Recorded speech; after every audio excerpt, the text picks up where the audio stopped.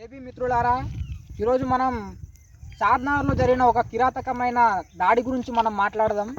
ఏమిటంటే మన చార్మినార్ పరిధిలో ఒక కుటుంబం పైన, ఒక మహిళ పైన దాడి జరగడం జరిగింది.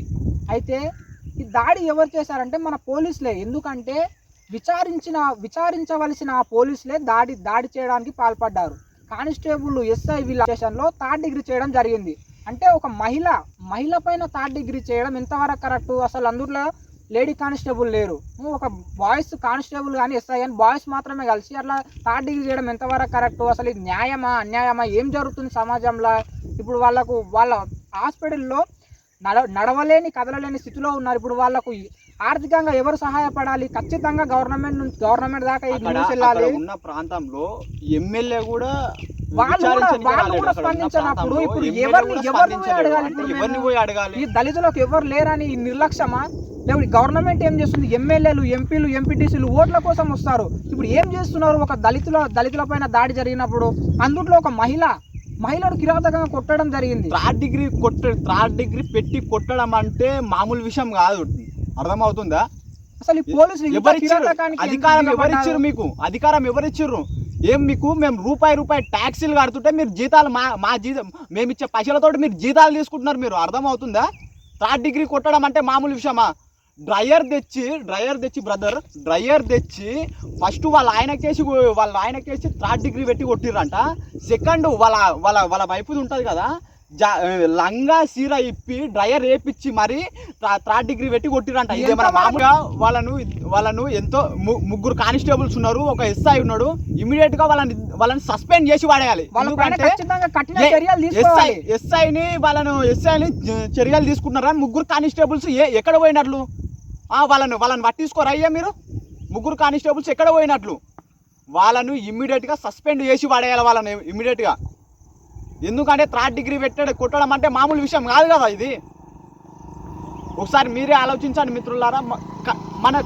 మన దళితుల బిడ్డల పైననే ఇంత దాడులు జరుగుతున్నాయి అంటే ఇంకా ముందు వ్యవస్థలో ఇంకా ఏ విధంగా ఉంటుంది ఇంకా ఈ వ్యవస్థ అనేది? ఎంత వాళ్ళ కొడుకుంటాడు బ్రదర్, వాళ్ళ కొడుకును అరే పోర లంజోడు కంటానంటాను. వాళ్ళ కొడుకును అంటే భాష ఇదేనా? చదువుకునే వ్యవస్థ అంటే ఇదేనా? ఒక ఎస్ఐ కదా నువ్వు, ఒక ఎస్ఐ ఒక కానిస్టేబుల్స్ కదా మీరు. ఎగ్జామ్స్ రాసి మీరు క్వాలిఫై మీరు ఎస్ఐ కానిస్టేబుల్స్ అయ్యారు కదా. మీరు ఒంటి మీద కాకి చొక్కా వేసుకున్నంత మాత్రంలో మీరు వల్గర్గా మాట్లాడతారా? మీరు ఒంటి మీద కాకి చొక్కా వేసుకున్నంత మాత్రంలో మీరు ఎవరిని వాళ్ళని కొడతారా? మీరు ఏదైనా సరే ఫస్ట్ నిజం తెలుసుకోవాలి. విచారణ ఖచ్చితంగా ఉండాలి. మీరు వాళ్ళ పైన నిందలు వేయడం కాదు, విచారించి ఎవరో చెప్పిన మాటలకి వాళ్ళని ఒప్పుకో అంటే వాళ్ళు చెయ్యంతా పెట్లు ఒప్పుకుంటారో మీరు కరెక్ట్ తెలుసుకొని, ఇప్పుడు వాళ్ళు బాధితులు గవర్నమెంట్ హాస్పిటల్లో ఎవరు పట్టించుకోలేని స్థితిలో ఉన్నారు. ఖచ్చితంగా మీరు వెళ్ళి వాళ్ళని పరామర్శించి చర్యలు తీసుకోవాలి. వాళ్ళకి ఆర్థికంగా ఖచ్చితంగా సహాయపడాలి. గవర్నమెంట్ అయినా సరే, ఆ కొట్టిన కానిస్టేబుల్ ఎస్ఐ అయినా సరే, అక్కడ ఉన్న ఎమ్మెల్యే అయినా సరే, ఎంపీ అయినా సరే, లాస్ట్ వరకు వస్తే సీఎం అయినా సరే, ముఖ్యమంత్రి అయినా సరే, ఎవరైనా సరే రెస్పాండ్ కావాలి. దీనిపైన ఒక్కరు కూడా రెస్పాండ్ కాలేదు. మన జర్నలిస్ట్ వాళ్ళే రెస్పాండ్ అవుతున్నారు కానీ అక్కడ ఉన్న ఏ ఒక్క లీడర్ మాత్రం రెస్పాండ్ అవుతలేడు అక్కడ. ఎందుకంటే అది ఒక చావు బతుకులో వేలాడుతున్నారు కదా వాళ్ళు. నడవలేని స్థితి అంట. ఇప్పుడు వాళ్ళకి ఎవరు తెచ్చి పెడతారు? నడవలేని స్థితి.